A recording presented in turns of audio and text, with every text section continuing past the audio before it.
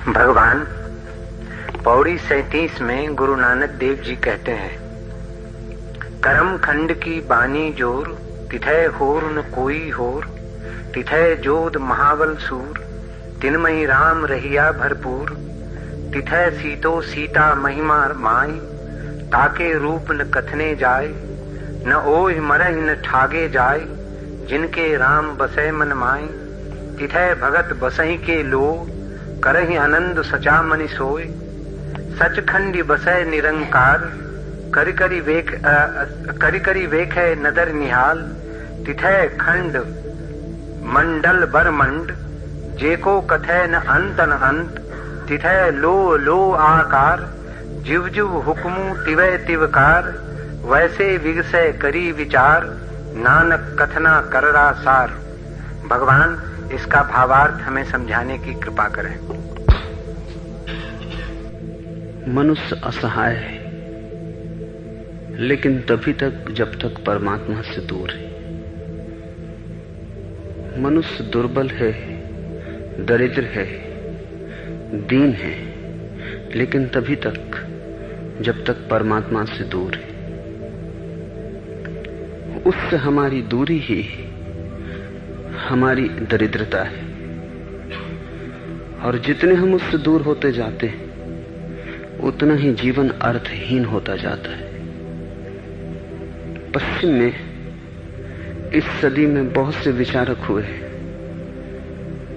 जिनकी ऐसी प्रतीति है कि जीवन में न कोई अर्थ है, न कोई प्रयोजन है, न कोई नियति है।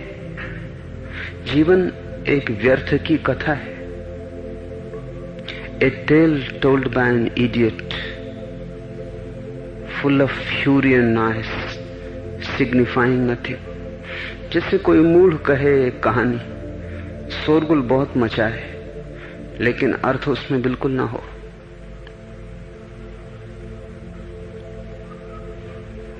ऐसा लगेगा ही, ऐसी प्रतीति होगी। तुम अपने ही जीवन को देखो, शोरगुल बहुत है, बड़े काम में तुम संलग्न हो, चल ही नहीं रहे, दौड़ रहे हो, लेकिन कभी पूछा अपने से कहां पहुंच रहे हो? दौड़ दौड़ के भी वहीं खड़े हो जहां जन्म के बाद तुमने अपने को पाया था। रत्ती भर तो उपलब्धि नहीं हुई। पाया क्या है? अगर हाथ देखोगे तो खाली है, तिजोरी भर गई हो भला, लेकिन तिजोरी यहीं पड़ी रह जाएगी। तुम खाली हो, और तुम जितने भी भरेपन के सपने देख रहे हो उनमें सच्चाई जरा भी नहीं है। तुम कितना ही इकट्ठा कर लो संसार का, लेकिन मरते चाहो संसार छूट जाएगा, और जो छूट ही जाना है वो तुम्हारा होकर भी तुम्हारा नहीं हो पाता। जिन्होंने इस जगत की संपदा को अपना आधार बनाया, उन्होंने रेत पर महल खड़े किए हैं, वो गिरेंगे। और तुम कितनी देर अपने को धोखा दे पाओगे? कभी तो जागोगे, कभी तो होश आएगा, कभी तो तुम विचार करोगे कि चला इतना, पहुंचा कहीं भी नहीं। तुम्हारी अवस्था कोल्हू के बैल जैसी है, चलता बहुत है, चलता ही रहता है दिन भर। शोरगुल भी बहुत होता है उसके आसपास, क्योंकि तेल पिरता है, गानी चलती है। पहुंचता कहां है? सांझ वहीं पाता है जहां सुबह अपने को पाया था, फिर कल सुबह वहीं से यात्रा होगी।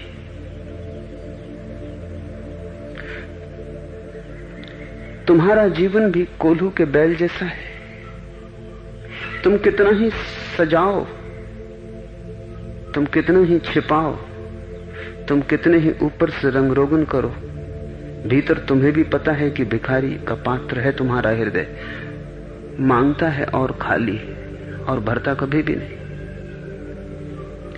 जितने दूर आदमी होता जाता है परमात्मा से, उतना ही दरिद्र होता जाता है। स्वामित्व तो उसके साथ है, और हम केवल दूर ही होते तो भी ठीक था, हम उसके विपरीत हैं। दूर होना भी इतना बुरा नहीं जितना विपरीत होना है। हम जो भी कर रहे हैं उससे विपरीत है। दूर होके भी अगर हम उसके साथ हों तो तत्क्षण क्रांति हो जाए। जैसे कोई आदमी नदी में उल्टी धार में बह रहा हो, स्रोत की तरफ तैरने की कोशिश कर रहा हो, लड़ रहा है, नदी से दूर ही नहीं है, दुश्मन है। और मजा यह है कि तुम जितना लड़ोगे उतना ही तुम पाओगे कि नदी तुम्हारी दुश्मन है। नदी को क्या लेना देना, तुम पहुंचो या न पहुंचो, नदी को क्या प्रयोजन है। नदी दुश्मन नहीं है, नदी तो अपनी धार में बही जा रही, अपनी मस्ती में, उसे अपना सागर खोजना है। तुम उससे उल्टे बह रहे हो, तुम्हारे कारण ही नदी तुम्हें दुश्मन मालूम होती, तुम्हारे कारण ही तुम्हें संसार में सब तरफ शत्रु दिखाई पड़ते हैं। और जीने का मौका कहां मिले, शत्रुओं से सुरक्षा करने में ही समय व्यतीत हो जाता है। कैसे अपने को बचाएं, इसी में अवसर खो जाता है। परमात्मा से दूर तो जीवन अर्थहीन होगा ही, परमात्मा से विपरीत न केवल अर्थहीन होगा बल्कि एक दुख स्वप्न भी होगा। दूर सपना होगा, विपरीत दुख का सपना हो जाएगा। और तुम जिसे जीवन कहते हो वो एक नाइटमेयर, एक दुख स्वप्न है। तुमने कभी दुख स्वप्न का विचार किया? दुख स्वप्न का अर्थ होता है तुम जागना चाहते हो, जाग नहीं सकते। दुख स्वप्न का अर्थ होता है छाती पर कोई चढ़ा है, तुम हटना चाहते हो लेकिन हाथ नहीं हिलते। तुम उसे हटाना चाहते हो लेकिन कोई शक्ति नहीं, सब शक्ति खो गई। तुम पाते हो कि कोई तुम्हें पहाड़ों से गिरा रहा है, लेकिन तुम्हारे पास कुछ भी उपाय नहीं कि तुम अपने को बचा सको। तुम आंख खोलना चाहते हो और आंख नहीं खुलती। तुम हाथ हिलाना चाहते हो कि रोक दो, लेकिन हाथ नहीं उठता। तुम चीखना चाहते हो और कंठ से आवाज नहीं निकलती। ऐसी जो स्वप्न की दशा है वो दुख स्वप्न है, नाइटमेयर है। परमात्मा से दूर जो है वो सपने में, विपरीत जो है वो दुख के सपने में। तुम अपने जीवन को देखोगे तो ऐसा ही पाओगे। न आंख खोले खुलती है, न हाथ हिलाए हिलता है, न छाती से वजन हटता है, और फिर भी जी रहे हो। तो फिर तुम्हारा जीवन सिवाय संताप के और कुछ भी नहीं हो सकता। कीरगार्ड, सात्र, मार्सेल, हाइडेगर, पश्चिम के बड़े विचारक कहते हैं कि जीवन संताप है, एंग्विश है। इसमें चिंता से मुक्ति का कोई उपाय नहीं। उनकी बात बहुत दूर तक सच है। जैसा तुम्हारा जीवन है, अगर उसका ही अध्ययन किया जाए तो जीवन एक संताप है। लेकिन एक और जीवन भी हमने जाना, नानक का, कबीर का, बुद्ध का, कृष्ण का, क्राइस्ट का, हमसे बिल्कुल विपरीत। जहां हम संताप से दबे हैं वहां उनके जीवन में एक नृत्य है, और जहां हमारे भीतर सिवाय दुख के और कुछ भी नहीं गूंजता वहां उनके जीवन में एक संगीत है, एक नाद है। जहां हम ऐसे चलते हैं जैसे पैरों में भयंकर भारी जंजीरें बनी हो, वहां उनके पैरों में नृत्य है और पुलक है। जहां हमें देखकर ऐसे लगता है कि होना एक महापाप का फल है, वहां उन्हें देखकर लगता है कि होना एक आशीर्वाद है। एक और भी ढंग है जीने का। उस ढंग की कुंजी है ईश्वर के दूर नहीं, ईश्वर के पास, और ईश्वर के विपरीत नहीं, ईश्वर के अनुकूल। जो धर्म के अनुकूल बहने लगता है उसके जीवन में रूपांतरण हो जाता है। जरूरत भी नहीं है कि तुम विपरीत लड़ो, लेकिन अहंकार लड़ाता है, क्योंकि अहंकार मानता है जितना तुम जीतोगे उतने ही तुम बड़े हो जाओगे। और मजा यही है कि हो उल्टा रहा है। जितने तुम जीतते हो उतने तुम छोटे होते जाते हो। गरीब आदमी के पास तुम बड़ा हृदय भी पालो, अमीर आदमी के पास उतना बड़ा हृदय भी नहीं रह जाता, और छोटा हो गए। दरिद्र दान भी दे दे, अमीर को देने की हिम्मत ही खो जाती। गरीब थोड़ा प्रेम भी कर ले, अमीरों के जीवन से प्रेम की धुन भी खो जाती। प्रार्थना तो बहुत दूर, परमात्मा तो बहुत दूर, साधारण प्राकृतिक प्रेम की धुन भी खो जाती। जितना तुम इस संसार में इकट्ठा करते हो लगता है उतने ही सिकुड़ते जाते हो, छोटे होते जाते हो। ये बड़ा विरोधाभास है। जितना तुम्हारे पास होता है उतने ही तुम छोटे होते हो। तुम्हारे भीतर का आकाश सिकुड़ जाता है, और जो तुम्हारे पास है तुम उसी के लिए डरे होते हो, तुम उसी से परेशान होते हो। नानक कहते हैं कि शक्ति का सूत्र है उसकी कृपा,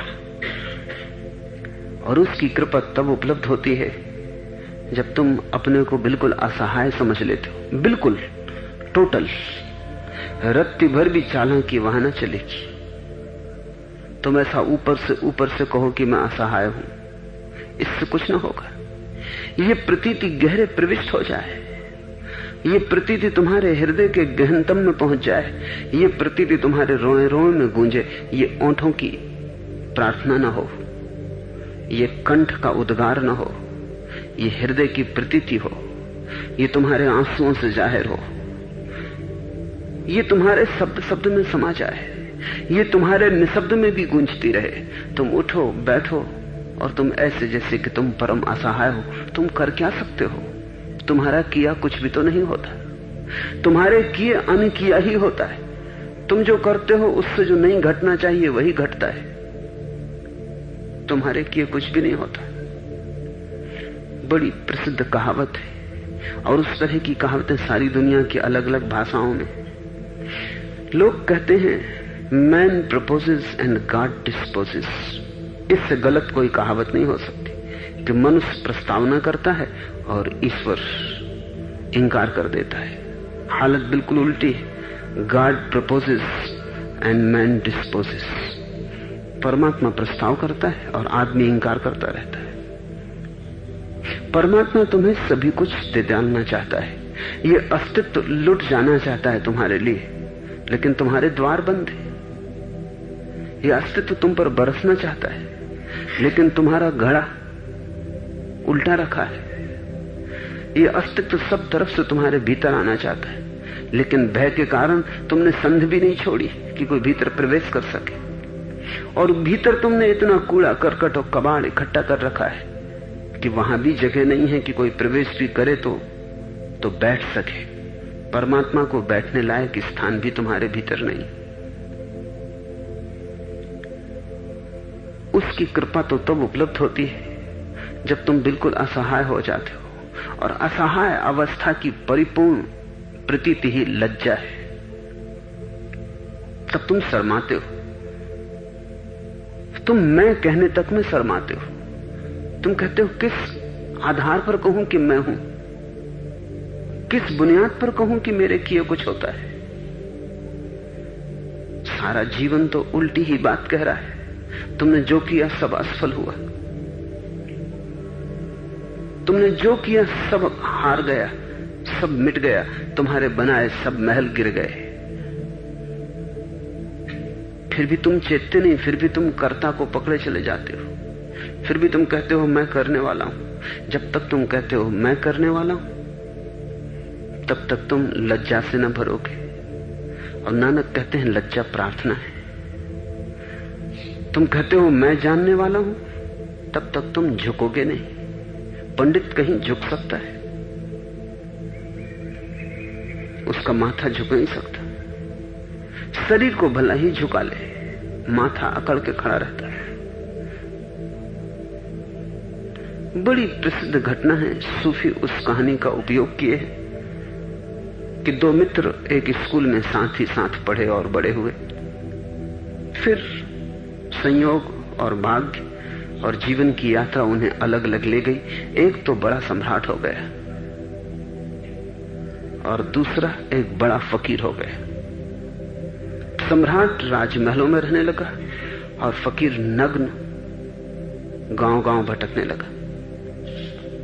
सम्राट की भी बड़ी ख्याति थी, फकीर की भी कुछ कम न थी। आखिर एक बार फकीर राजधानी आया तो सम्राट ने बड़ा आयोजन किया।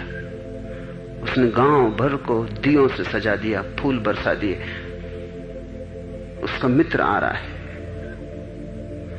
फकीर जब आ रहा था तो रास्ते में कुछ यात्रियों ने उससे कहा कि तुम्हें कुछ पता है? कि वो सम्राट अपना वैभव दिखाना चाहता है, अहंकारी है। उसने सारे रास्ते फूलों से भर दिए,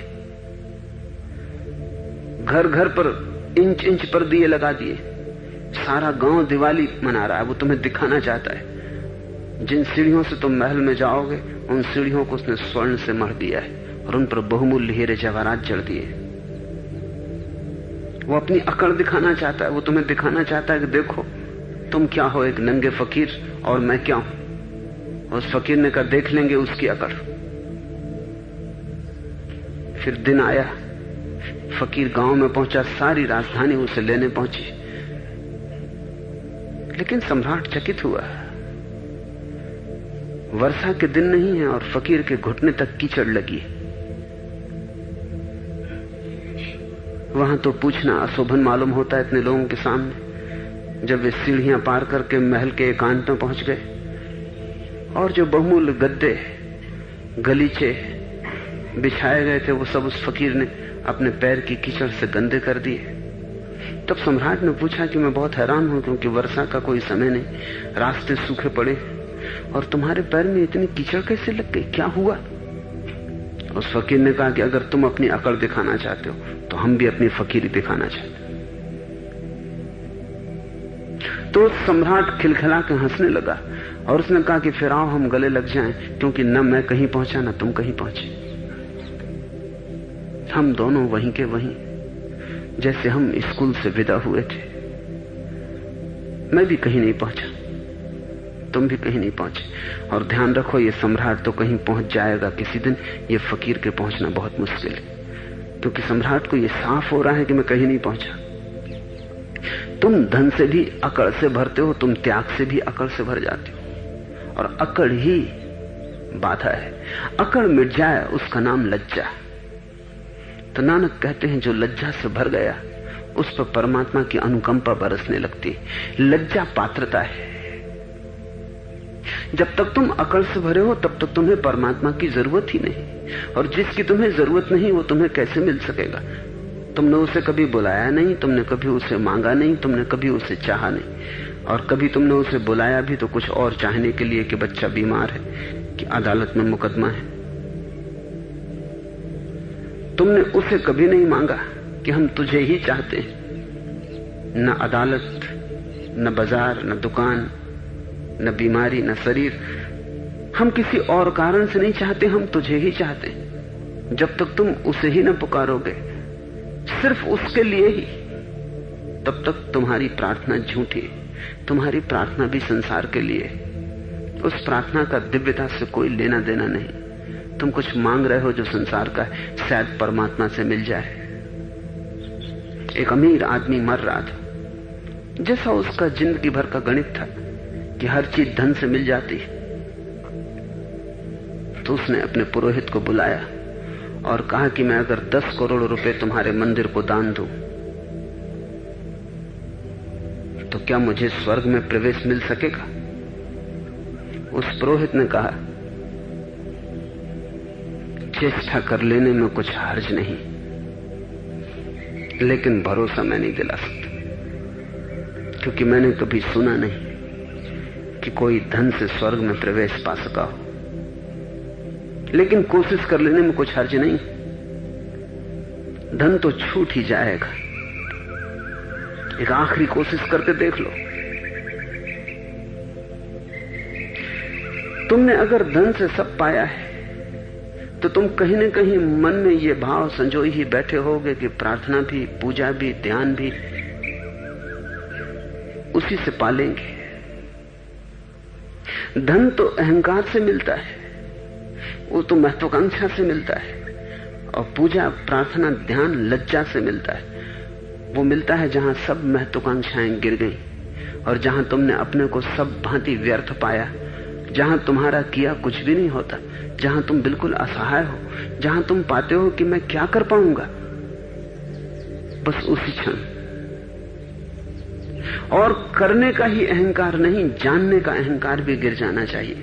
तुम वेद के ज्ञाता हो, तुम चतुर्वेदी हो, तुम चारों वेद जानते हो, कि तुम कुरान को कंठस्थ किए हो, कि बाइबल का तुमसे बड़ा कोई ज्ञाता नहीं, इस ज्ञान से भी तुम उसे न पा सकोगे, क्योंकि ज्ञान भी सूक्ष्म कर्ता का ही भाव है। मैं जानता हूं। न तुम्हारा जानना न तुम्हारा कृत्य, वे दोनों ही तुम्हारे अहंकार के पहलू, जहां दोनों गिर जाते हैं। क्या जानते हो तुम? कभी तुमने इसे बहुत होशपूर्वक पूछा कि क्या जानता हूं मैं? द्वार पर पड़े पत्थर को भी तुम ठीक से नहीं पहचानते और दूर परमात्मा को जानने का तुम दावा करते हो। एक फूल को भी कोई जान नहीं सका है अब तक। अंग्रेज कवि टेनिसन ने बहुत महत्वपूर्ण बात कही है। उसने कहा है कि अगर मैं एक छोटे से फूल को पूरा जान लूं तो जानने को शेष क्या बचता है? सभी कुछ जान लिया। एक फूल के खिलने को तुमने जान लिया तो तुमने इस पूरे अस्तित्व की खिलावट पहचान ली। एक फूल के सौंदर्य को तुमने पहचान लिया तो तुमने इस सारे जगत के सौंदर्य को पहचान लिया। एक फूल के सत्य में तुम उतर गए तो बचता क्या है? जिसने बूंद जान ली उसने सागर जान लिया, क्योंकि गुणधर्म तो दोनों का एक ही है। बूंद में सब कुछ तो समाया हुआ है, वो सागर का ही तो संक्षिप्त संस्करण। जिसने एक अणु जान लिया उसने सब जान लिया। लेकिन हम जानते क्या है? हमारी जानकारी क्या है? उधार है, बासी है, पराई है, हजारों हाथों से चल के आई है। अगर कोई हजारों लोग जूतों को पहन चुके हो तो तुम उन जूतों में पैर डालने को राजी ना होगे। लेकिन तुम्हारा ज्ञान ऐसा ही है, पैर ही नहीं डाले हैं तुमने, उसने तुमने सिर डाल दिया। उधार है, बासा है, किन्हीं ने जाना होगा कि नहीं जाना होगा, तुम्हें कुछ पक्का पता नहीं। बस तुम किताब से पढ़ते हो, तुम शास्त्र से पढ़ते हो, तुम किसी से सुन लेते हो। जिसने सुना है उसका भी तुम्हें पक्का पता नहीं कि वो जान के कह रहा है, कि उसने खुद जाना है। वो भी हो रहा हो, उसने भी किसी से सुना हो। एक फिल्म अभिनेत्री के बाबत मैंने सुना है कि रात जब वो अपने गहने उतार के रखती तो बड़ी होशियार थी, चालाक थी।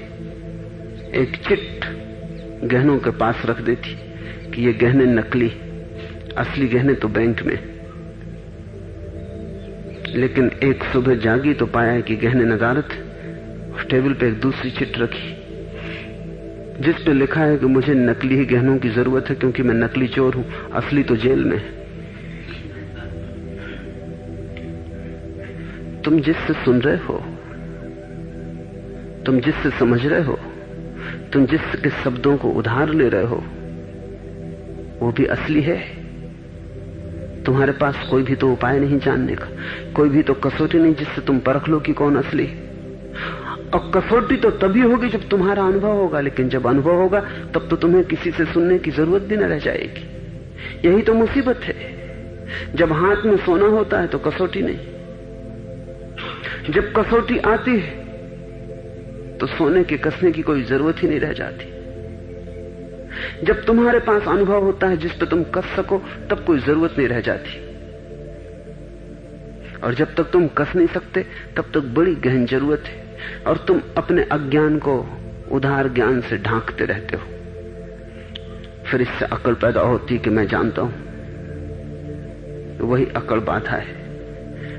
ज्ञान भी नहीं, कर्तृत्व भी नहीं, तुम मिट गए।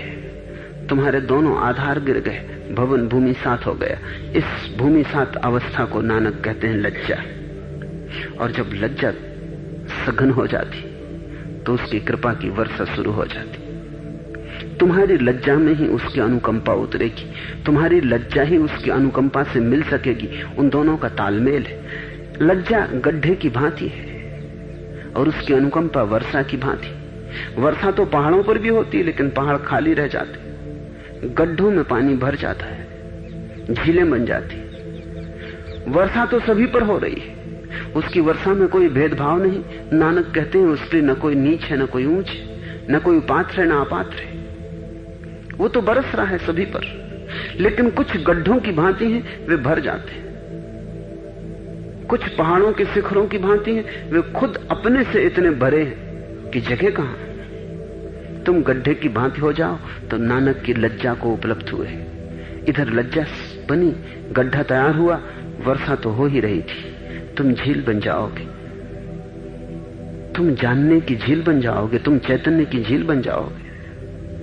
तुम्हारे होने का सारा ढंग बदल जाएगा। तुम रहोगे नहीं, गड्ढे का मतलब है तुम मिट गए, तुम्हारे भीतर परमात्मा हो गया।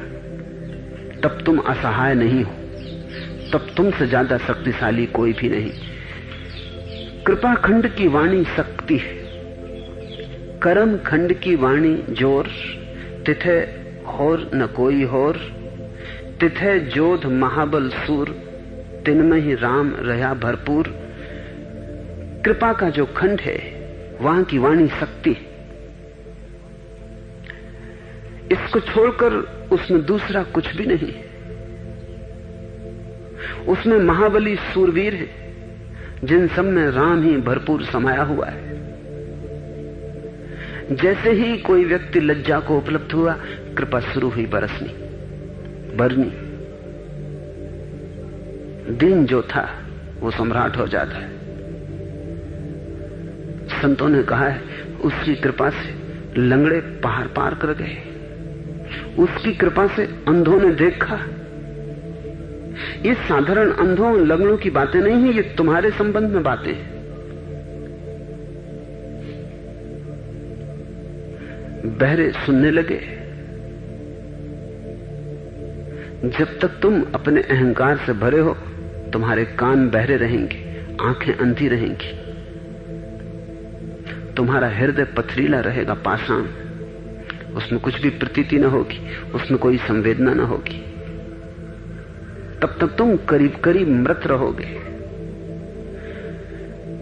तुम्हारा जीवन ऐसा रहेगा जैसे दिया बुझा बुझा जलता हो, आखिरी तेल चुका जाता हो। तुम भभक कर न जियोगे। तुम्हारा जीवन ऐसा न होगा कि जिसमें एक त्वरा हो, जिसमें एक सघनता हो, जिसमें संवेदना की एक गहराई हो, जिसमें हृदय ऐसा मुर्दे की भांति न धड़कता हो, जहां जीवन में एक बाढ़ हो। तुम न केवल भरे पूरे हो बल्कि बांट भी सको, इतना तुम्हारे पास हो। तुम्हारे भीतर एक आंतरिक वैभव हो, एक सुगंध हो, जो तुम कितना ही बांटो और चुके ना, और तुम कितना ही दो, बढ़ती जाए। तुम्हारे पास एक जीवन का अनंत स्रोत हो। कृपा के साथ ये घटित होता है। ये बड़ी उल्टी पहेली है, ये बड़ी उलट बांसी है, और इसलिए संतों के वचन बड़े रहस्यपूर्ण मालूम पड़ते हैं, सीधे साधे पर रहस्यपूर्ण, क्योंकि बड़े उल्टी बातें कहते मालूम पड़ते हैं। वो कहते हैं मिटो ताकि हो सको, वो कहते हैं खो दो अपने को ताकि तुम पाने के हकदार हो जाओ, मर जाओ ताकि तुम्हें अमृत जीवन उपलब्ध हो सके। तुम बचाते हो इसलिए तुम नहीं हो। तुम जितना अपने को पकड़ते हो उतना ही दीन दरिद्र, उतने ही अर्थहीन। तुम जितना अपने को संभालोगे उतने ही भटकोगे। बड़ी उल्टी बातें एकदम से पकड़ में नहीं आती, क्योंकि हमारे तर्क के बिल्कुल विपरीत है। हमारा तर्क कहता है बचना है तो अपने को बचाओ। संतों का तर्क कहता है बचना है, अपने को खो दो। बचाने वाला कभी अपने को बचा पाया? हमारा तर्क कहता है कहीं मौत ना आ जाए, इसलिए हम जीवन को जोर से पकड़े रहें। और संत कहते हैं जिन्होंने जोर से पकड़ा उनकी मौत तो पहले आ गई, और भी पहले आ गई। और जिन्होंने मरने को खुद अपनी स्वीकृति दे दी, जो खुद मौत से मिलने चले गए, उन्होंने अमृत को जाना। उन्होंने पाया मौत तो केवल चेहरा था, पीछे तो अमृत छिपा है। भय के मारे भागते थे, मौत से भागते थे, अमृत से वंचित रह जाते थे। मौत से जाके गले मिल गए, अमृत से मिलन हो गया। कृपा अनुकंपा का जो जीवन में हिस्सा है, वहां शक्ति लक्षण है। कार्लोस कैस्टिनेडा की चौथी पुस्तक में पढ़ रहा हूं। पुस्तक का नाम है टेल्स ऑफ पावर। वो इसी चौथे खंड के संबंध में लिखी गई पुस्तक है। जैसे ही तुम्हारे जीवन में प्रभु की किरण उतरती है, तुम अनंत शक्तिशाली हो जाते हो। तुम्हारे ऊपर अपरंपार शक्ति की क्षमता आ जाती। तुम मिट्टी छुओ सोना होने लगता है। पहले ठीक उल्टा था, तुम सोना छूते थे और मिट्टी हो जाता था, क्योंकि तुम थे। अब तुम जिस तरफ देखो वहीं स्वर्ग नजर आता है। पहले बिल्कुल उल्टा था, तुम्हारी नजर जहां जाती थी वहीं नरक हो जाता। जहां तुम्हारे पैर पड़ जाते थे वहीं अपशगुन हो जाते थे। जो तुम करते थे वहीं विषाद हाथ में आता था। तुम प्रेम भी करने जाते थे तो घृणा हो जाती थी। तुम मित्र बनाने जाते थे और शत्रु निर्मित हो जाते थे। तुम जो भी करते थे, क्योंकि तुम गलत थे इसलिए विपरीत परिणाम होते थे, और तुम परमात्मा के विपरीत चल रहे थे। वही शक्ति का स्रोत है, तुम उसकी तरफ पीठ किए थे। तुम्हारे कारण कुछ भी नहीं हो पा रहा था। अब तुम नहीं हो, अब सब हो सकता है। अब तुम्हारी छाया में जादू होगा। तुम्हारी आंख जिस तरफ पड़ेगी वहां स्वर्ग के द्वार खुल जाएंगे। तुम जहां जाओगे, तुम जहां उठोगे बैठोगे, वहां की सुवास बदल जाएगी। तुम्हारे संग साथ जो खड़ा हो जाएगा वो भी तुम्हारी महिमा से मंडित हो जाएगा। वो भी थोड़ी सुगंध तुमसे ले जाएगा। इसलिए तो नानक कहते हैं साध संगत। वो कहते हैं साधुओं के संग रहो। जिनको उस शक्ति का स्रोत मिल गया हो उनके साथ रहो, उनके पास बैठो। उनका सत्संग महिमावान है, क्योंकि उनके पास बैठने से ही शक्ति संक्रामक है, स्वास्थ्य संक्रामक है। बीमारी ही नहीं पकड़ती, ध्यान रखना, स्वास्थ्य भी पकड़ता है। बुराई ही नहीं पकड़ती दूसरे से, भलाई भी अवतरित होती है तुम में और बह जाती। ताजे आदमी के पास तुम भी ताजगी अनुभव करते हो। बासे उदास मुर्दा आदमी के पास थोड़ी देर में तुम भी मुर्दा होने लगते हो। 10-25 लंबी शक्ल वाले लोग उदास बैठे हो, उनके पास जरा जाके बैठो, थोड़ी देर में ही तुम पाओगे कि तुम आए कुछ और थे, तुम हो कुछ और गए। तुम भी उदास, तुम भी रो रहे हो। जहां लोग हंस रहे हो, जहां लोग खिल रहे हो, उनके पास थोड़ी देर बैठो। तुम शायद उदास आए हो, रोते हुए आए हो, आंसू सूख जाएंगे, मुस्कुराहट आ जाएगी। आदमी इतना अलग अलग थोड़े ही है। हम सब भीतर से जुड़े और हम सब भीतर से एक दूसरे में बह रहे हैं। साध संगत पर नानक का बड़ा जोर है। वो कहते हैं तुम्हारे किए क्या होगा, तुम उनके पास रहो जिन्होंने उसका सहारा पा लिया है। उनके माध्यम से उस परमात्मा का हाथ तुमको भी छुएगा। उनके माध्यम से उसकी हवाएं तुम्हारे हृदय तक भी पहुंच जाएंगी।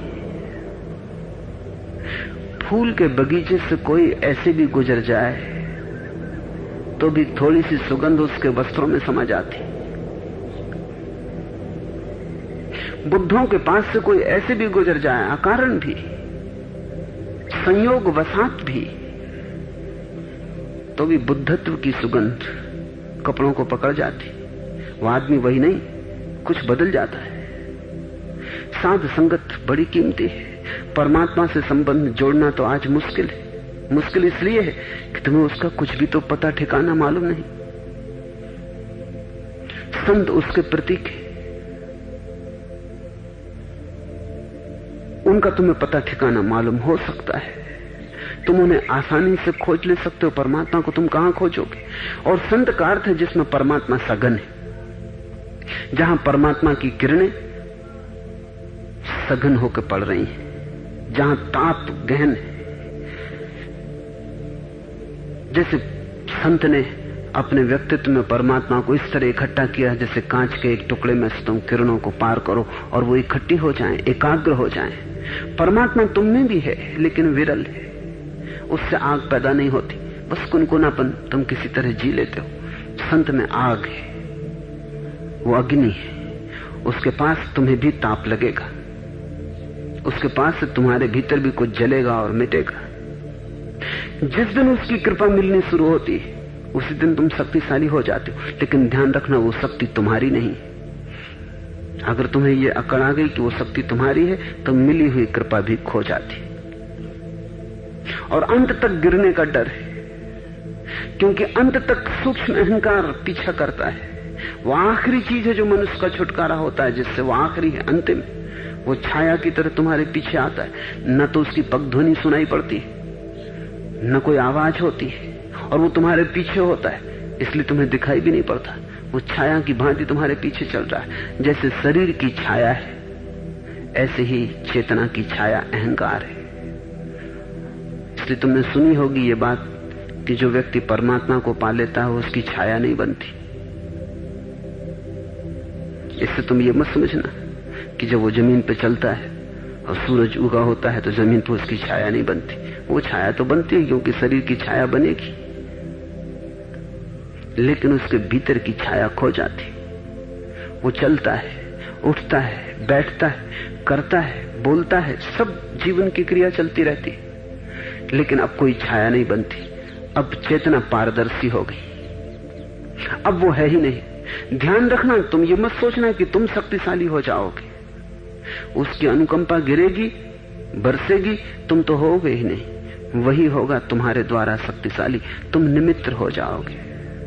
ये निमित्त शब्द बड़ा महत्वपूर्ण है। जैसे बांसुरी से स्वर निकलता है किसी गायक का, बांसुरी केवल निमित्त है, स्वर बांसुरी का नहीं है, स्वर तो गायक का है।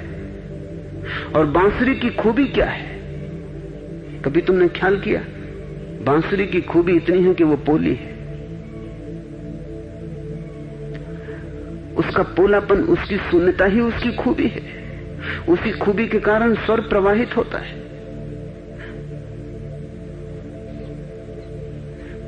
जिस दिन भी परमात्मा की अनुकंपा तुम पे बरसती, तुम बांसुरी की भांति हो जाते हो। कबीर ने कहा है कि मैं तो बांस की पोंगरी हूं। गीत सब उसके हैं, वही गाता है, मैं तो केवल माध्यम हूं, वाहन हूं। और वाहन की भी खूबी इतनी कि मैं पोली बांस की पोंगरी। कृपाखंड की वाणी शक्ति है, वहां शक्ति बोलती, वहां परम ऊर्जा बोलती। एक बड़ा सघन मैग्नेटिज्म जिस व्यक्ति को उसकी अनुकंपा मिली उसको उपलब्ध हो जाता है। तुम उसकी तरफ खींचे जाते हो, तुम अपने को रोको तो भी नहीं रुक पाते हो, तुम उससे बचना चाहो तो बचा नहीं पाते हो, तुम खींचे जाते हो। कोई अलौकिक आकर्षण तुम्हें उस व्यक्ति की तरफ बांधे रखता है। तुम अपनी सारी चेष्टाओं के बावजूद भी पाते हो कि तुम खींचे जाते हो। शक्ति बोलने का, शक्ति के वाणी होने का यही अर्थ है।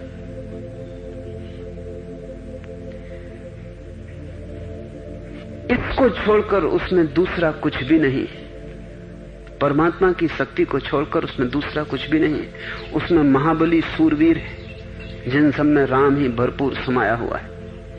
जैसे ही इस घड़ी को कोई उपलब्ध होता है वो महावीर हो जाता है, वो महायोद्धा हो जाता है। अपने सहारे हम दीनहीन थे, परमात्मा के सहारे हम महावीर हो जाते। लेकिन वो सारी ऊर्जा उसकी है, वो सभी कुछ उसका है। हम बीच से बिल्कुल हट जाते, हम मार्ग दे देते। जिन सब में राम ही भरपूर समाया हुआ है, तिथे जोध महाबल सूर, जिनमें राम रहा भरपूर, उसमें उसकी महिमा में सीता समाई है। तिथे सीतो सीता महिमा माई, ताके रूप न कथने जाई। इस वचन को गहनता से समझना जरूरी है, क्योंकि वैसा व्यक्ति जिसमें उसकी शक्ति उतरती है एक दोहरी ऊर्जा से आप्लावित हो जाता है, आविष्ट हो जाता है। दोहरी ऊर्जा से उसमें सिर्फ राम ही नहीं उतर आता, उसमें सीता भी उतर आती। ये तो प्रतीक है, राम और सीता, लेकिन प्रतीक बड़े गहन है, क्योंकि अगर सिर्फ राम ही उतरे तो व्यक्ति अधूरा होगा, आधा होगा। तो उसमें पुरुष की शक्ति तो आ जाएगी, लेकिन पुरुष की शक्ति अधूरी होकर विध्वंसक है। उसमें स्त्री की महिमा न उतरेगी और स्त्री का सौम्य रूप न उतरेगा। राम अकेले बिल्कुल अधूरे हैं। राम की मूर्ति को अकेली खड़े करके देखना बहुत अधूरे लगेंगे। राम को सीता के साथ खड़े करके देखना तभी वो पूरे लगेंगे। क्यों? क्योंकि स्त्रीण शक्ति एक दूसरा आयाम है शक्ति का, जो संतुलन देता है। पुरुष की शक्ति अकेली हो तो हिटलर पैदा होगा, जिससे विध्वंस होगा, क्योंकि उसे संतुलित करने के लिए विपरीत शक्ति मौजूद नहीं है, सीता मौजूद नहीं है। स्त्री सृजनात्मक शक्ति है, वो मां है, वो जन्मदात्री है, वो जीवन के मूल स्रोत से जुड़ी और सौम्य है। उसकी शक्ति करुणा है, उसकी शक्ति ममता है।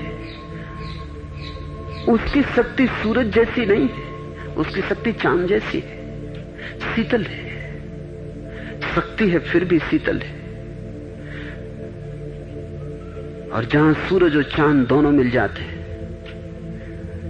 जहां प्रगाढ़ता और सौम्यता दोनों मिलते हैं, जहां प्रचंडता और विनम्रता दोनों मिल जाते हैं, वहां राम और सीता हैं।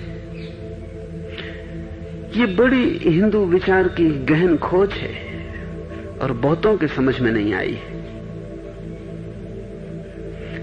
ईसाई, मुसलमान, जैन, बौद्ध सभी इस हिंदू विचार की गहनता को समझने में असमर्थ रहे। जैन तो इसलिए राम को भगवान नहीं मान सकता क्योंकि सीता खड़ी। ये कैसे भगवान जिनके पास स्त्री खड़ी? उसका तर्क है कि भगवान को अनासक्त होना चाहिए, वीतराग होना चाहिए। तो महावीर तो भगवान है क्योंकि वीतराग है। कोई स्त्री आसपास नहीं, दूर दूर तक। ये मामला यहां तक खींचा जैनों ने कि उन्होंने ये भी इंकार कर दिया कि महावीर की कभी कोई पत्नी थी। उन्होंने ये भी इंकार कर दिया कि कभी उनको बच्चे पैदा हुए थे, कि उनका लड़का था या लड़की थी। सब इंकार कर दिया। उन्होंने इतिहास भी बदल डाला। महावीर की पत्नी थी, उनको एक लड़की भी हुई, जैन शास्त्रों में उसका उल्लेख भी है। उस लड़की का विवाह भी हुआ, महावीर का दामाद भी था। लेकिन सब पहुंच डाला, सबको इंकार कर दिया, क्योंकि ये बात ही उनके सोचने के बाहर हो गई कि महावीर और कैसे स्त्री के साथ, कैसे उनको बच्चा पैदा हो।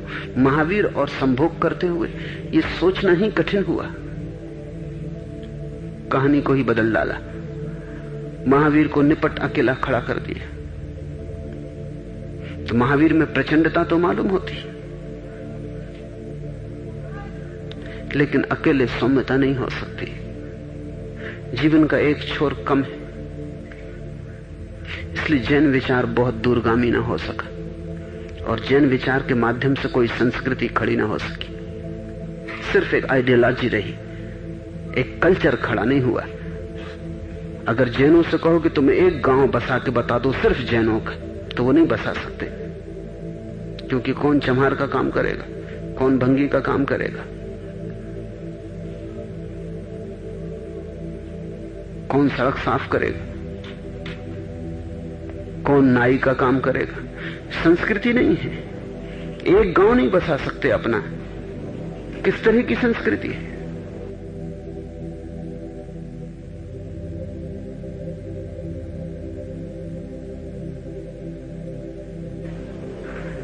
दूसरों पर निर्भर रहना पड़ता। सिर्फ आइडियोलॉजी है, एक विचार है, पंगु है। और वो पंगुता का गहन से गहन कारण यह है कि स्त्री अस्वीकार है। उससे पंगुता पैदा हुई। स्त्री को जैन विधान में मोक्ष जाने की सुविधा नहीं है। उसे पहले पुरुष होना पड़ेगा एक जन्म में, तब वो स्वर्ग जा सकती है। पहले पुरुष का पर्याय लेना पड़ेगा। स्त्री को समानता नहीं है, जैन विचार में हो नहीं सकती, पुरुष ही पा सकता है। और तुम हैरान होगे अगर खोजने जाओगे तो कारण क्या है, क्योंकि कारण यह है कि पुरुष तो ब्रह्मचर्य को उपलब्ध हो जाता है, लेकिन स्त्री का मासिक धर्म तो रोका नहीं जा सकता। वो ब्रह्मचारिणी भी हो जाए तो भी मासिक धर्म तो नहीं रुक सकता। और जब तक संपूर्ण रूप से ब्रह्मचर्य उपलब्ध ना हो जाए तब तक कोई कैसे मुक्त हो सकता है। जैन समझ ही ना पाए। राम को समझना मुश्किल है, कृष्ण को तो समझना बिल्कुल असंभव है।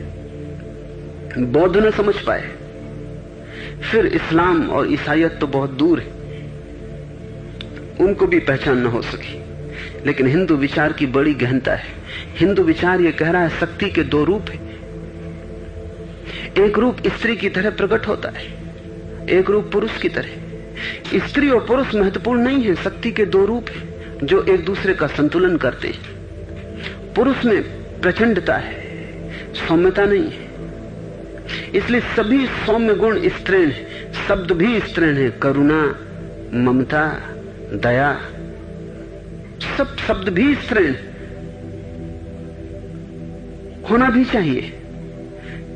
इसलिए जब कोई व्यक्ति ठीक परम स्थिति को उपलब्ध होता है तब उसमें स्त्री और पुरुष दोनों का मिलन हो जाता है। वो प्रचंड होता है, सौम्य भी होता है। वहां सूर्य और चांद दोनों मिल जाते हैं। वहां उत्ताप भी होता है, बड़ी गहन शीतलता भी होती है। और जब ये दोनों रूप संगठित हो जाते हैं, एक हो जाते हैं, इंटीग्रेटेड हो जाते हैं, तो परम पुरुष का जन्म होता है। वो परम जो अवस्था है स्त्री पुरुष के पार है, क्योंकि उन दोनों की ऊर्जा का मिलन है। वहां एक पैदा होता है, लेकिन जब दो बड़े गहन मिलन में डूब जाते हैं। इसलिए सूत्र नानक का कहता है कि राम ही अकेले काफी नहीं, राम भरपूर समाया हुआ है, उसमें उसकी महिमा में सीता भी समाई हुई है। तिनमहि राम रहा भरपूर, तिथे सीतो सीता महिमा माई, ताके रूप न कथने जाए। और फिर उसका रूप कहना असंभव है, क्योंकि तुम स्त्री के रूप की चर्चा कर सकते हो, पुरुष के रूप की चर्चा कर सकते हो, लेकिन जहां राम और सीता का मिलन हो गया वहां चर्चा मुश्किल हो जाती, क्योंकि विपरीत गुण मिल गए। अब तुम ये कहो तो उससे विपरीत भी मौजूद है, तुम वह कहो तो उसका भी विपरीत मौजूद है। जापान में एक मूर्ति है जिसका आधा चेहरा बुद्ध का है, और उस चेहरे के पास जो हाथ है, उस हाथ में एक जलता हुआ दिया है। उस दिए की रोशनी बुद्ध के आधे चेहरे पर पड़ती है। बड़ा सौम्य चेहरा है, इस तरह। दूसरे हाथ में एक तलवार है, और उस तलवार की चमक चेहरे पे पड़ती है। चेहरा वही है, लेकिन वो ऐसा है जैसा अर्जुन का चेहरा रहा हो, योद्धा का। और इसको जापान में समुराई पूजते हैं। समुराई वहां के योद्धाओं का वर्ग है, वहां के क्षत्रियों का वर्ग है। वो इस मूर्ति को पूजते हैं, आधी बुद्ध की आधी अर्जुन की। स्त्री पुरुष दोनों मिल रहे हैं।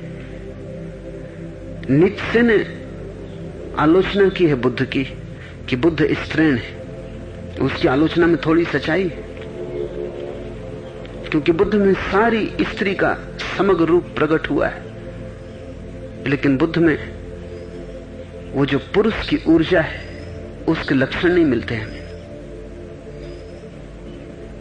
वे बिल्कुल शांत हो गए, करुणापूर्ण है, चांद हो गए, बड़े शीतल, लेकिन सूर्य खो गया है। हिंदू राम और सीता को साथ खड़ा करता है, कृष्ण और राधा को साथ खड़ा करता है। न केवल साथ, बल्कि जब भी वो नाम लेता है तो पहले सीता को कहता है, सीता राम, राधा कृष्ण, क्योंकि स्त्री जननी है, वो प्रथम है। पुरुष द्वितीय, प्रचंडता द्वितीय है, करुणा प्रथम है। और जब करुणा में आवेष्टित प्रचंडता होती तब उसका सौंदर्य अपरंपार है। और जब ममता में छिपी हुई ऊर्जा होती तब कैसे उसका वर्णन करें। जैसे ठंडी आग हो, कैसे उसका वर्णन करें।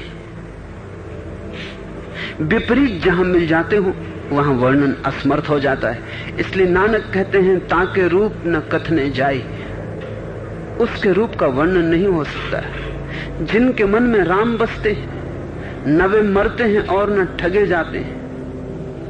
वहां अनेक लोगों के भक्त बसते हैं, सच्चे नाम को मन में बसाए हुए वे आनंद मनाते हैं। ना वही मरही न ठागे जाई, जिनके राम बसे मन माह, तिथे भगत बसई के लोग, करें आनंद सचा मन सोई। जिनके मन में राम बस गया, जिनके मन में परमात्मा आ गया और जिनका हृदय आपूर भर गया उससे, उसकी कोई मृत्यु नहीं है। इसे थोड़ा समझ ले। तुम्हारी मृत्यु है, परमात्मा की कोई मृत्यु नहीं है। लहरें बनती हैं, मिटती हैं, सागर सदा है। जब तक तुम लहर के साथ अपना तादात्म्य किए हो तब तक मरोगे। इसलिए तो हम इतने भयभीत हैं मृत्यु से, क्योंकि लहर से अपने को एक माने हुए। मृत्यु सुनिश्चित है, लहर तो मरेगी, तुम्हारा तादात्म्य मरेगा, तुम्हारी आइडेंटिटी मरेगी। तुमने गलत संबंध जोड़ रखा है। लेकिन अगर तुम राम से जुड़ गए, तुम परमात्मा से जुड़ गए, फिर कैसी मौत। इसलिए ज्ञानी मरने के पहले मर जाता है। वो अपना संबंध खुद ही तोड़ लेता है, वो उस तादात्म्य को अलग कर लेता है। वो जान लेता है कि ना मैं शरीर हूं ना मैं मन हूं, ये दोनों मरेंगे। ना मैं अहंकार हूं, वो भी मरेगा। वो मरण धर्मा है। वो तो छोटा सा लहरों में उठा हुआ रूप है। और लहर कितनी ही सुंदर मालूम पड़े और कितनी ही ऊंची उठ जाए, एक क्षण में आकाश को छूने का दंभ भरे, दूसरे ही क्षण विघटन शुरू हो जाता है। जवानी में सभी लहरें आकाश को छूने का दंभ भरती, बुढ़ापे में उन्हीं से पूछो। मैंने सुना है कि एक लोमड़ी सुबह सुबह उठी, सुबह के नाश्ते की तलाश पर निकली। सूरज पीछे उग रहा था, बड़ी लंबी छाया पड़ी। उस लोमड़ी ने अपनी छाया देखी और उसने कहा कि आज तो नाश्ते में कम से कम एक ऊंट की जरूरत पड़ेगी। इतनी लंबी छाया, तो जितनी लंबी छाया उतना बड़ा मैं। और लोमड़ी के पास और कोई उपाय भी तो अपने को जानने का नहीं है, छाया ही दर्पण। इतना बड़ा मेरा शरीर, एक ऊंट चाहिए नाश्ते में। खोजती रही, दोपहर हो गई, सूरज सिर पे आ गया, छाया सुकड़ के छोटी हो गई, बिल्कुल ना के बराबर हो गई। दोपहर तक ऊंट को न खोज पाई। खोजती भी कैसे, लोमड़ी ऊंट को पाती भी कैसे, और पा भी लेती तो कैसे नाश्ता करती। भूख बढ़ गई, नीचे झुक के देखा, छाया बड़ी छोटी हो गई है। उसने कहा कि अब तो एक चींटी भी मिल जाए तो भी काम चल जाएगा। जवानी में लहर बड़ी ऊपर होती है, इसलिए तो जवानी मूड है। इसलिए पूरब ने जवानी पर कभी भरोसा नहीं किया, पश्चिम ने भरोसा किया है तो मुसीबत है। मुसीबत रोज बढ़ती जाती है।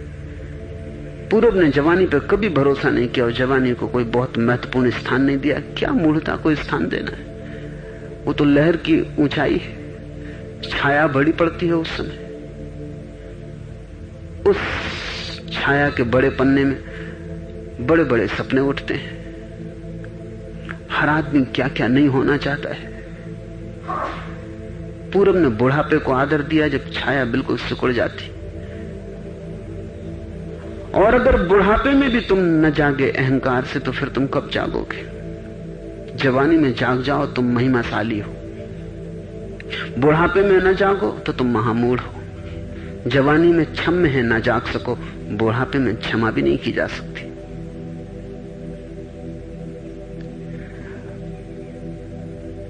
जैसे ही कोई जाग के जीवन को देखना शुरू करता है, वैसे ही पाता है कि मैंने गलत से संबंध जोड़ रखा है शरीर से। अगर तुम शरीर को देखो तो हर 7 साल में बदल जाता है पूरा का पूरा। तुम तो फिर भी रहते हो। एक दिन मां के पेट में इतना छोटा था कि बड़ी खुर्दबीन से देखते तो ही देख पाते, वो भी तुम्हारा शरीर था। फिर एक दिन जब तुम मर जाओगे, राख की छोटी सी पोटली लेके तुम्हारे परिवार के लोग गंगा जाएंगे फूल चढ़ाने, वो भी तुम्हारा ही शरीर होगा। फिर बीच में कितने उतार चढ़ाव देखे।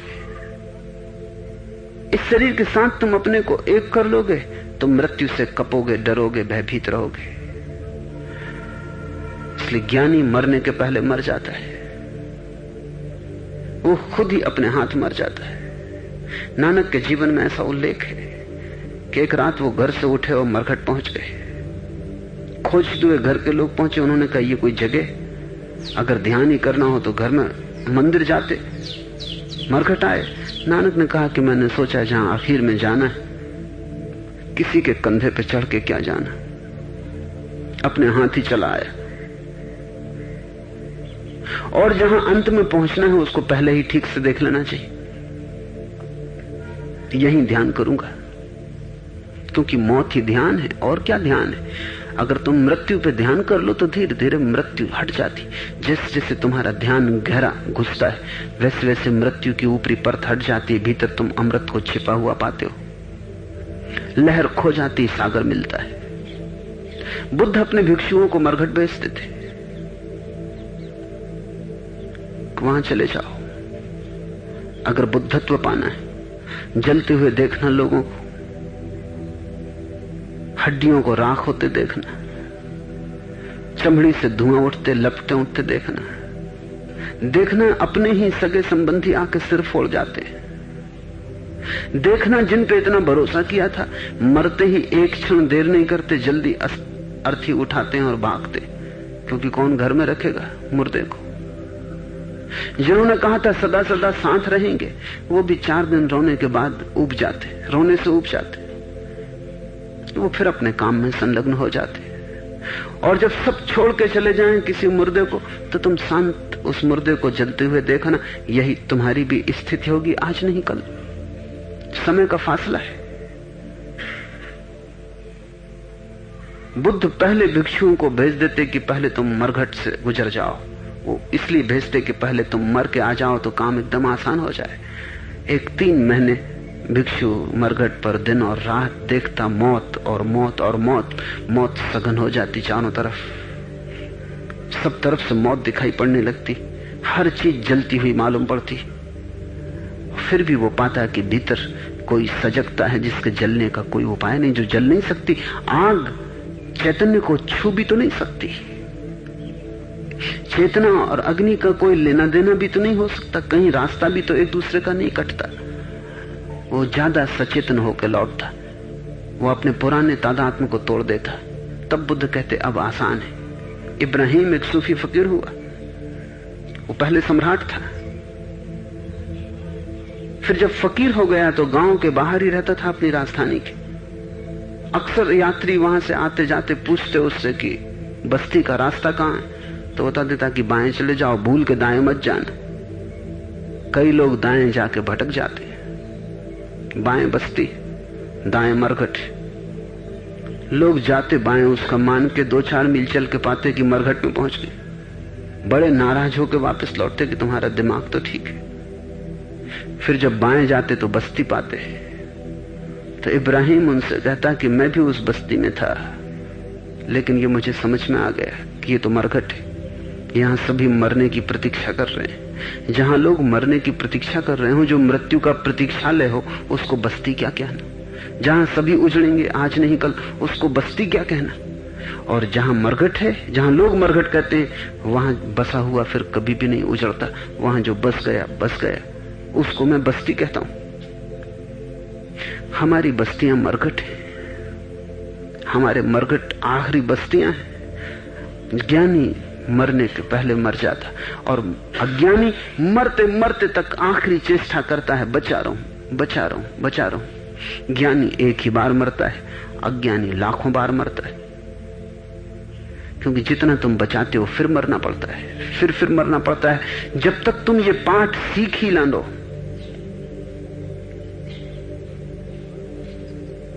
तब तक तुम्हें बार बार मरना पड़ेगा। मृत्यु एक शिक्षण है।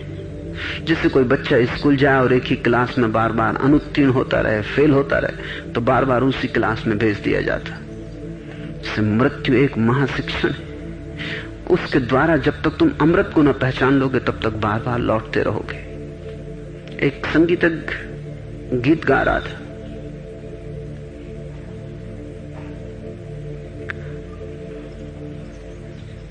हाल बार बार कहता फिर से, वंस मोर। सारी भीड़ जोर से कहती फिर से, वो फिर गाता। ऐसा होते होते 8वीं बार आ गई, उसका गला तक रुंधने लगा, थक गया। उसने कहा, भाइयों बहुत बहुत धन्यवाद कि तुमने इतनी बार मेरे गीत की मांग की, लेकिन अब मैं थक गया हूं, आखिरी बार गाए देता हूं, फिर मत कहना, फिर और दोबारा मत कहना वंस मोर। एक आदमी खड़े हो कहा कि कौन तुम्हारे गीत के लिए कह रहा वंस मोर? जब तक तुम ठीक से न गाओगे तब तक हम कहते ही रहेंगे। तुम बिल्कुल गलत गा रहे हो, और जब तक तुम रास्ते पे ना आओगे तब तक हम बार बार मांग करते रहेंगे। आवागमन परमात्मा की बार बार तुमसे मांग है कि ठीक से गाओ। वो प्रशिक्षण का हिस्सा है, उससे गुजरना जरूरी है। जो समझ जाता है वो मृत्यु से अपना तादात्म्य तोड़ लेता है। नानक कहते हैं, जिनके मन में राम बस गया, न वे मरते हैं और न ठगे जाते हैं। मरते नहीं, ठगे भी नहीं जाते। और तुम कितनी ही होशियारी करो, तुम कितनी ही कुशलता करो, तुम ठगे ही जाओगे, क्योंकि कोई दूसरा थोड़ी तुम्हें ठग रहा है, तुम खुद ही ठग रहे हो। कोई दूसरा थोड़ी तुम्हें लूट रहा है, कोई दूसरा तुम्हें लूट ही नहीं सकता। तुम गलत से अपने को जोड़े हो, इसलिए दूसरा लूट पाता है। और तुम्हारी दृष्टि ऐसी भ्रांति है से भरी है कि उस भ्रांति के कारण तुम्हें चारों तरफ दुश्मन दिखाई पड़ते, हर एक तुम्हें लूटने को तैयार है। रामकृष्ण कहते थे कि एक चील एक मांस के टुकड़े को लेके उड़ी, बहुत सी चीलों ने उसका पीछा किया, चीलों उसे चोंच मारने लगी, उस पर झपट्टे मारने लगी। वो भी अपने मांस के टुकड़े को बचाने के लिए बड़ी कोशिश करने लगी, लेकिन चीलों की बड़ी भीड़ थी। पंख उसके लहूलुहान हो गए और सभी उसके मांस को छीन लेने की कोशिश में थे। अंततः उसने मांस का टुकड़ा छोड़ दिया। मांस का टुकड़ा छोड़ते ही सारी चीलें उसे छोड़ के चली गई। वो अपने वृक्ष पर बैठ के विश्राम करने लगी। रामकृष्ण कहते थे, जिस दिन मैंने उसे देखा, मैंने भी मांस का टुकड़ा छोड़ दिया। फिर मेरा कोई दुश्मन रहा, दुश्मन मेरे से कोई था भी नहीं, वो मांस का टुकड़ा ही उपद्रव था। तुम जब तक धन को पकड़े हो तब तक कोई दुश्मन होगा, जब तक तुम पद को पकड़े हो तब तक कोई दुश्मन होगा। दुश्मन नहीं है असली में, तुम्हारी पकड़ में कहीं भूल है। और जब तक तुम कुछ पकड़े हो तुम्हें, तब हर एक मित्र भी दुश्मन जैसा दिखाई पड़ेगा। मुल्ला नसरुद्दीन की पत्नी बहुत नाराज थी और अनर्गल बक रही थी। मुल्ला सीधा साधा अपने पैंट के दोनों खीसों में हाथ डाले खड़ा था, जैसा कि अक्सर पति खड़े रहते।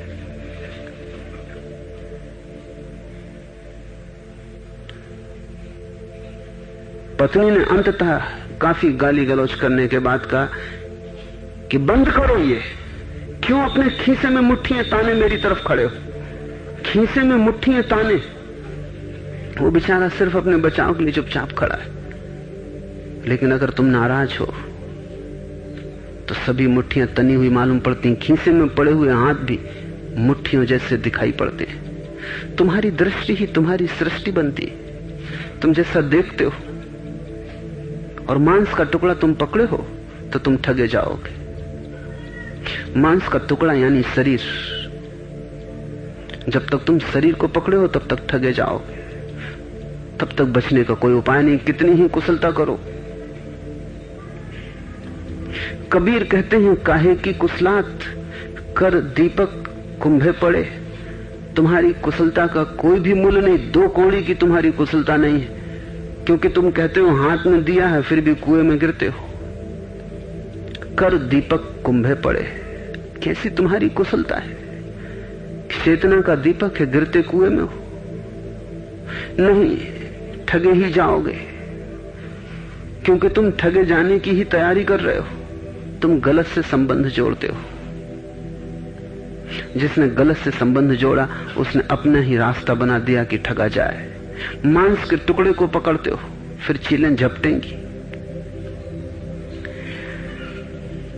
जिसके मन में राम बसे न वो मरता न ठगा जाता।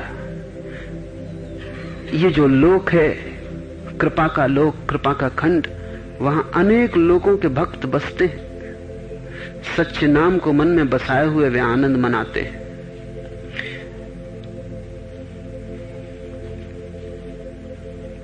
सचखंडी बसे निरंकारू, करी करी वैखे नदरी निहाल। तिथे खंड मंडल बरमंड, जे को कथे त अंत न अंत। तिथे लोय लोय आकार, जीव जीव हुक्मु तिवे तिवकार। वेखे बिगसे करे विचार, नानक कथना करना सार। ये 4 खंड यात्रा के, मार्ग के। धर्म, प्रकृति, ज्ञान, होश, जागरण उस प्रकृति का जो है उसके प्रति जागना। लज्जा, अपनी स्थिति समझकर विनम्र हो जाना। असहाय, शून्य और कृपा, उसकी अनुकंपा को अपने भीतर उतरने देना, बाधा ना खड़ी करना। ये 4 यात्रा के खंड। 5वां मंजिल वो है सत्य। सत्य खंड में निराकार परमात्मा का निवास है, वो मंजिल है। वह सृष्टि रचना कर उसको अपनी दृष्टि से निहाल करता रहता है। उसे मार्ग के खंडों में बांटने की कोई जरूरत नहीं है। यहां मार्ग समाप्त हो जाता है। जब अनुकंपा तुम में उसकी पूरी भर जाती है, तुम पूरे धुल जाते हो। तुम्हारे पास अपनी कुछ भी नहीं स्थिति बचती, तुम बह ही जाते हो पूरे। तुम खोजते हो और पाते नहीं कि मैं कहां हूं। तुम्हें कुछ पता नहीं चलता कि मैं कहां खो गया हूं। तुम्हें अपना ही कोई भान नहीं होता कि मैं कहां हूं। बोध पूरा होता है और अपना कोई पता नहीं चलता। खोजते हो और पाते हो कि वही है, मैं नहीं हूं। ऐसी प्रतीति जहां समग्र हो जाती है, जहां तुम निमित्त मात्र भी नहीं रह जाते। अनुकंपा के खंड में तुम निमित्त मात्र रहोगे। बांसुरी, गीत उसके, अब बांसुरी भी नहीं रह जाती। अब तुम बिल्कुल ही नहीं हो, वही है। अब ये कहने वाला भी कोई नहीं बचता कि तू ही है, क्योंकि जब तक तुम कहते हो तू ही है तब तक थोड़े बहुत तुम बचे हो, अन्यथा कौन कहेगा।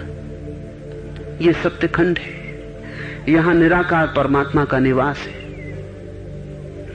वह सृष्टि रचना कर उसको अपनी दृष्टि से निहाल करता। उसमें खंड मंडल और ब्रह्मांड हैं जिनके वर्णन का अंत नहीं। वहां लोक के बाद लोक हैं, सृष्टि के बाद सृष्टियां हैं। उसका जो हुक्म है उसके अनुसार सारा काम चलता। उसका विचार कर वह देखता है और प्रसन्न होता है। नानक कहते हैं उसका वर्णन करना लोहे के चने चबाने जैसा है। एक अति महत्वपूर्ण बात, उसे गांठ बांध के रख लेना। नानक उस पर बार बार जोर देते हैं, और वो ये है कि परमात्मा सृष्टि को बनाकर पृथक नहीं हो गया है। परमात्मा सृष्टि को बनाकर विमुख नहीं हो गया है। परमात्मा सृष्टि को बनाकर विश्राम में नहीं चला गया है। परमात्मा सृष्टि को बनाकर भूल नहीं गया है। परमात्मा सृष्टि को प्रतिपल बना रहा है। बनाने की घटना कभी घटी और बंद नहीं हो गई है। सृजन शाश्वत चल रहा है। असल में सृजन परमात्मा के होने का ढंग है। वो प्रतिपल बना रहा है, वो बनाता ही चला जा रहा है और वो दूर नहीं हो गया है। वो जो बनाता है उसमें उसका रस है। अब ये बड़ी महत्वपूर्ण बात है। साधक को हम कहते हैं तुम अनासक्त हो जाओ तो परमात्मा मिलेगा, लेकिन परमात्मा स्वयं अनासक्त नहीं है। अनासक्त हो तो सृष्टि का क्रम टूट जाए, सब रुक जाए। क्यों जीवन चले? हम साधक को कहते हैं तुम अनासक्त हो जाओ, क्योंकि जब तक तुम आसक्त हो तुम परमात्मा को ना जान सकोगे। जैसे ही तुम परमात्मा के साथ एक हो जाते हो तब एक नई आसक्ति, एक नए रस का उदय होता है, जहां विराग और राग में कोई भेद नहीं, जहां अनासक्ति और आसक्ति में कोई भेद नहीं, जहां सारे भेद गिर जाते। परमात्मा बनाता है परिपूर्ण आसक्त, फिर भी अनासक्त। इसे तुम कैसे समझोगे? क्योंकि ये कठिन है, इसलिए नानक कहते हैं लोहे के चबाने जैसा है। परमात्मा बना रहा है इसलिए उसका लगाव तो है ही, लेकिन उस लगाव में वैसा अंधापन नहीं है जैसे हमारे लगाव में होता है। उस लगाव में पॉजिटिवनेस नहीं है, उस लगाव में मालकियत का दावा नहीं है। वो बनाता है और तुम्हें स्वतंत्र छोड़ता है। इसलिए तो तुम भटक सकते हो, पाप कर सकते हो, बुराई की तरफ जा सकते हो। वो तुम्हें खींच नहीं लेता बुराई की तरफ से, उसका लगाव है, लेकिन तुम्हारी स्वतंत्रता में वो बाधा नहीं डालता। तुम परम स्वतंत्र हो। ऐसा भी नहीं है कि वो तुम्हारी तरफ विमुख है। यही जरा कठिनाई है। समझो, एक मां है जो अपने बेटे में लगाव रखती तो स्वतंत्रता को मार डालती। क्यों? वो कहती वहां मत जाओ, ये मत करो, ऐसे उठो, ऐसे बैठो, क्योंकि उसका लगाव है। वो उसकी गर्दन दबाती जाएगी। प्रेम में वो उसको मिटा डालेगी। वो उसे इतनी भी स्वतंत्रता न देगी कि वो अपने पैरों पर खड़ा होना सीख जाए। वो इसे इतने भी दूर न जाने देगी जहां वो जीवन का खुद अनुभव ले सके। वो उस बच्चे को पंगु कर देगी। इस मां के रहते वो युवक कभी भी प्रौढ़ न हो पाएगा। और अगर ये मां चली भी जाए दुनिया से तो भी उस युवक की प्रौढ़ता में बड़ी कठिनाइयां होगी। वो किसी दूसरी स्त्री के प्रेम में न गिर पाएगा। कठिन होगा, क्योंकि मां उसको पीछे से खींचेगी। वो मां के अतिरिक्त किसी को भी प्रेम करने में अपराध अनुभव करेगा। इस मां में लगाव तो था, लेकिन लगाव अंधा था, आंख वाला न था। क्योंकि आंख वाला लगाव तुम्हारी सुरक्षा भी करता है, लेकिन तुम्हारी स्वतंत्रता का अंत नहीं करेगा। सुरक्षा ही इसलिए करता है ताकि तुम स्वतंत्र हो सको, और ये दोनों बड़ी विपरीत बातें हैं। तुम्हें रोकता भी इसलिए है ताकि तुम जाने के योग्य हो सको। तुम्हें मजबूत करता है, तुम्हें धीरे धीरे सहारा देता है, लेकिन सहारा इसलिए देता है ताकि कल तुम अपने सहारे खड़े हो सको। सहारे को पंगुता नहीं बनाता।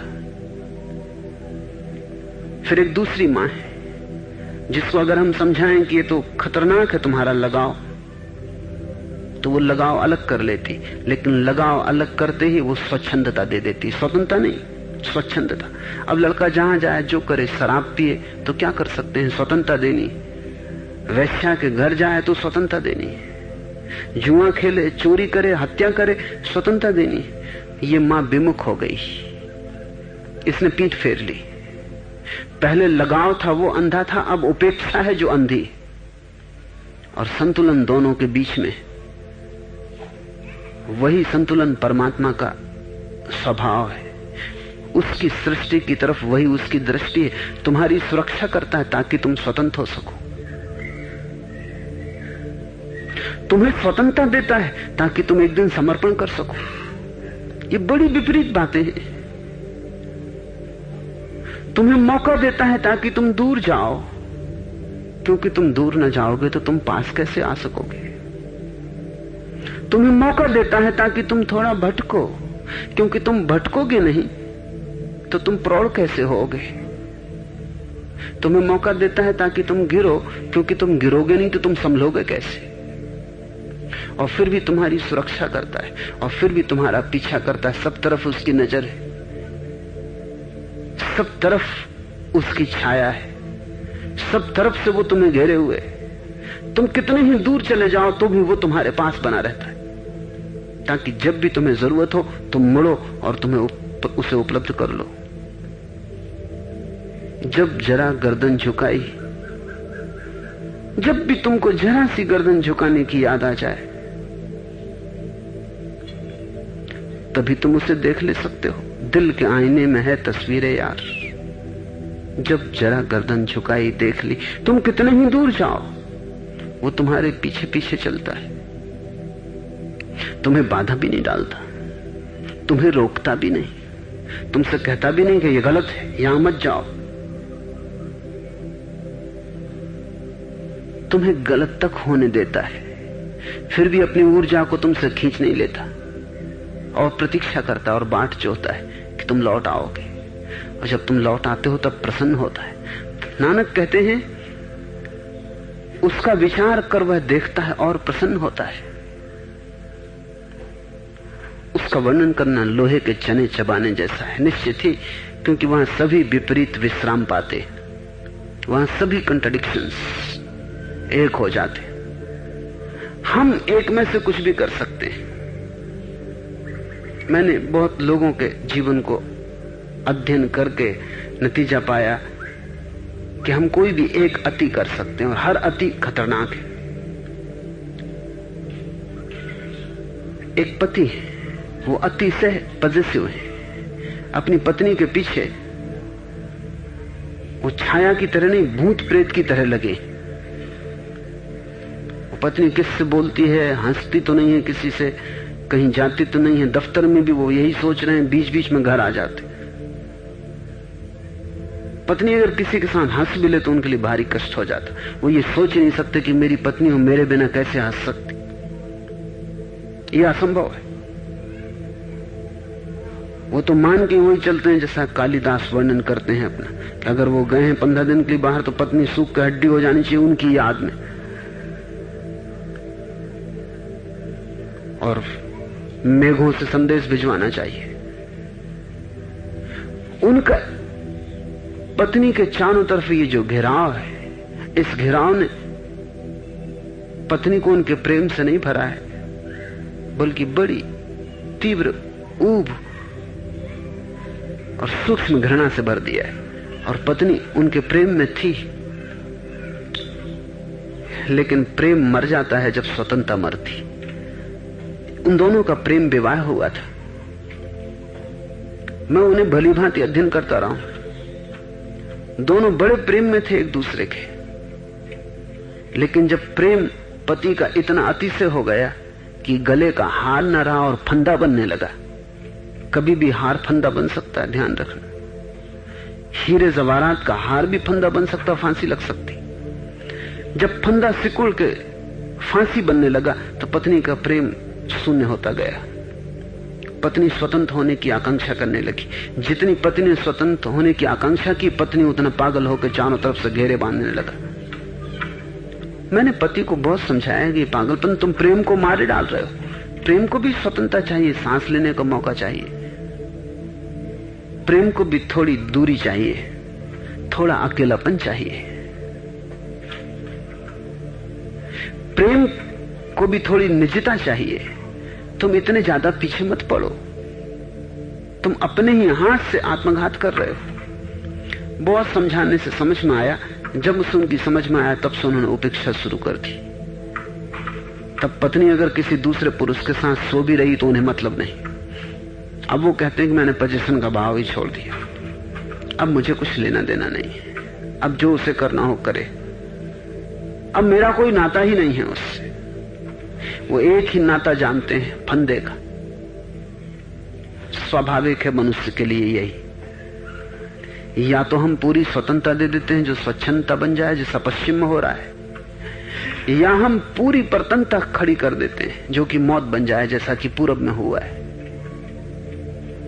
परमात्मा के संबंध में कहना चने चबाने जैसा ही कठिन है, क्योंकि वो दोनों है। वो तुम्हें पूरी स्वतंत्रता देता है, और प्रेम इस स्वतंत्रता के कारण रत्ती भर कम नहीं होता। वो तुम्हें मुक्त करता है, और प्रेम वही जो मुक्त करे।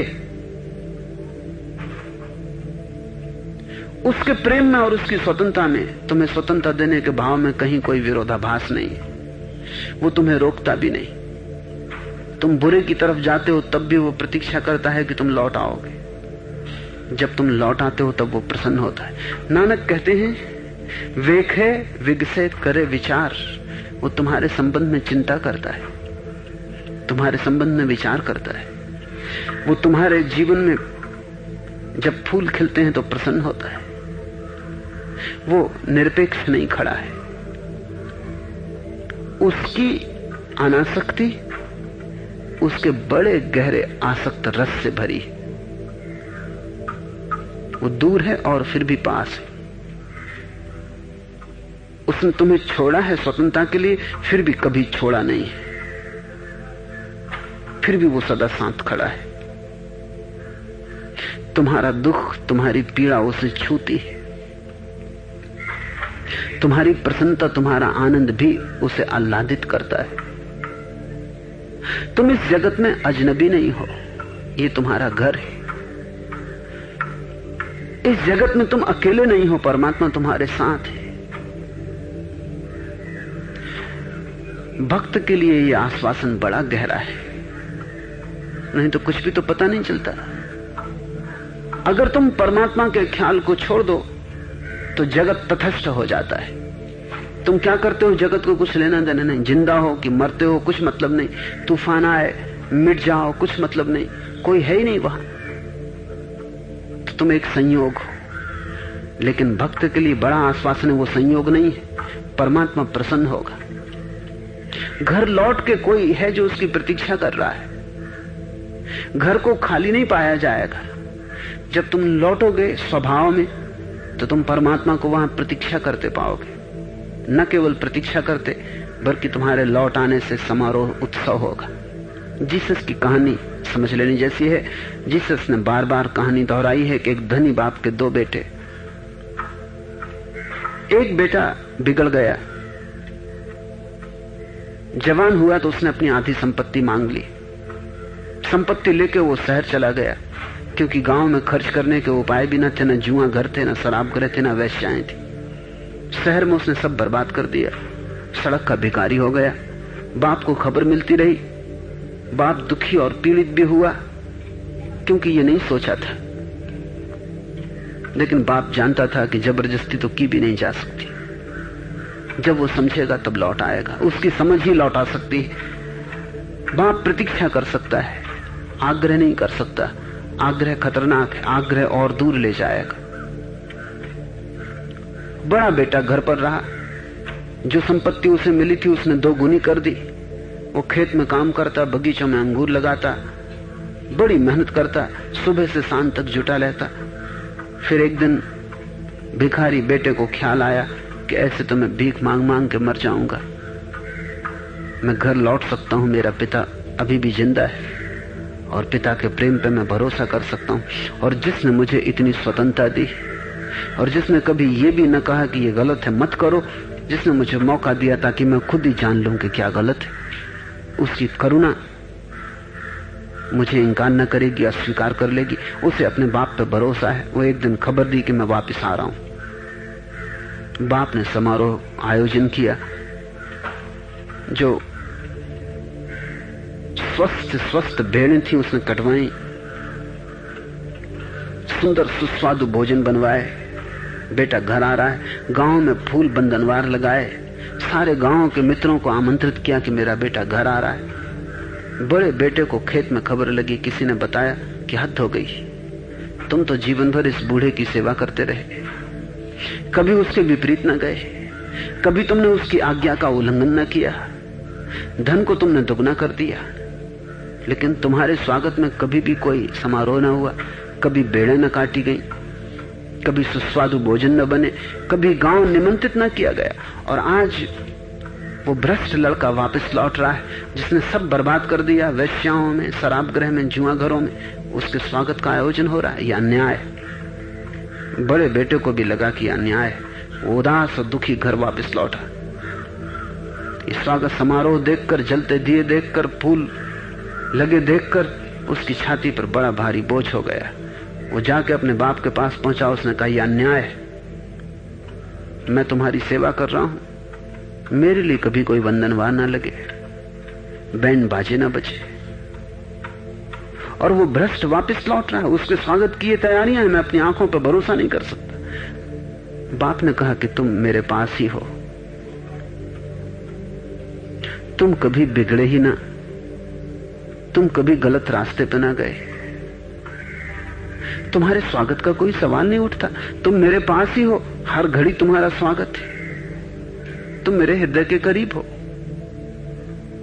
लेकिन जो बिगड़ गया, भ्रष्ट हो गया, जिसके लिए मैंने बहुत चिंताएं की, तुम्हारे लिए चिंता का कभी कोई कारण न रहा। तुमसे मैं सदा प्रसन्न हूं, इसलिए अतिरिक्त प्रसन्नता की कोई भी जरूरत नहीं है। और जिसके लिए मैं चिंतित हुआ, रात सो न सका, वो वापस लौट रहा है, उसके स्वागत की जरूरत है। जब भूला भटका वापस आता है तो समारोह की जरूरत है। जीसस कहते थे, पुण्यात्मा साधु और संत बड़े बेटे की भांति जो भटक गए हैं और दूर निकल गए हैं, पापी हैं, अपराधी हैं, वे छोटे बेटे की तरह। और जीसस ने एक बड़ा अद्भुत सूत्रपात किया, और यही यहूदी धर्म से उनका विरोध हो गया, क्योंकि यहूदी मानते थे कि जिसने गलती की है परमात्मा उसे दंड देगा, और जीसस ने कहा कि वो उसका स्वागत करेगा, क्योंकि उसका प्रेम है। तुम कितना ही गलत करो, तुम उसके प्रेम को नष्ट नहीं कर सकते। तुम कितने ही दूर जाओ, तुम उसके हृदय से दूर नहीं जा सकते। तुम पीठ कर सकते हो, वो पीठ नहीं करेगा। वो पिता है। अस्तित्व से हमारा एक गहन संबंध है, और अस्तित्व प्रसन्न होगा। हिंदू इस बात को बहुत प्राचीन समय से जानते रहे। तो हमने तो कहा है कि जब बुद्धत्व को कोई उपलब्ध होता है तो असमय में फूल खिल जाते हैं। जहां से बुद्ध निकलते हैं वहां असमय में अभी फूल खिलने का मौका न था, फूल खिल जाते, क्योंकि अस्तित्व प्रसन्न होता है। नानक वही कह रहे हैं, वेखे विगसे करे विचार। और बड़ा प्रसन्न होता है परमात्मा जब कोई लौटता है। स्वतंत्रता और प्रेम का संयोग। तुम कुछ भी करो, तुम उसे नाराज न कर सकोगे। उसका लगाव तुम्हारे सब करने से गहरा है,